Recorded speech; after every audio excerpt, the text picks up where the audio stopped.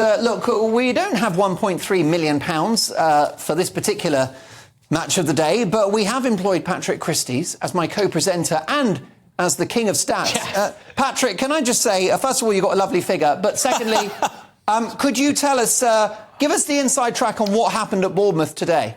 Absolutely, and for anyone who's wondering how long it took us to put this together or if it will work, so am I. So, all right, we're going to go in. It is indeed Bournemouth versus Liverpool, which was the first game that we're going to focus on today. That was one of the earlier kickoffs that took place there. Now, Bournemouth beat Liverpool 1-0, which led to a lot of people thinking, how on earth did Liverpool manage to stick 7 past Manchester United and then lose to a team named after a fruit in the shape of the cherries?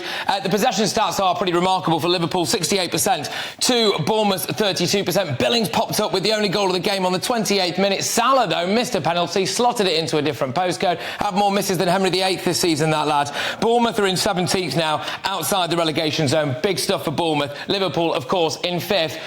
They've got Newcastle snapping at their heels. Over to you, you bunch of nutters. There you go. Well, look, a great summing up there. I mean, what is going on with Liverpool this season? Well, that's I've touched on it just before the break. That's mentality. OK, they had all the plaudits all week. What mentality? Well, it's well, they're meant to be known as these mentality monsters. That's what Klopp calls them. No, they're just mental. But that's how you win games week after week after week. They were winning games every 3 days this time last year when they were chasing down Champions League and Premier League glory. Don't forget they won the domestic trophies as well, both of them against Chelsea in the final. Don't remind Mike. That's very triggering for Mike. So this time they win 7-0. That result came out of the blue. They weren't showing great form. They were ticking along a bit in the league, but they had that thrashing at home to Real Madrid in the Champions League. It was completely out of the blue, but then suddenly, 6 days later, you've got an early kick-off down by the seaside where the breeze is coming in against a team. Oh, what a load of nonsense. The breeze coming in. Yeah. Oh, played at the seaside, the breeze coming in. How many times have you been to that stadium? I've been to the Vitality Stadium you're talking about. I'm a regular guest in the Bubbles Bar, which is the champagne bar. That's the corporate bit. That's where I go. I never feel the breeze blowing there, mate, once I'm inside the stadium. Anyway, but I think we should... The hot air comes from somewhere else. Yeah, I think we should move on to the most important result of the day. OK, we'll come to that, but briefly, why have Liverpool lost that game?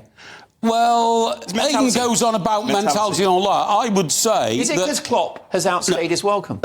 It could be. Kloppy, as I, refer to him all the time. I think he's a great manager, and he goes up and down all the time.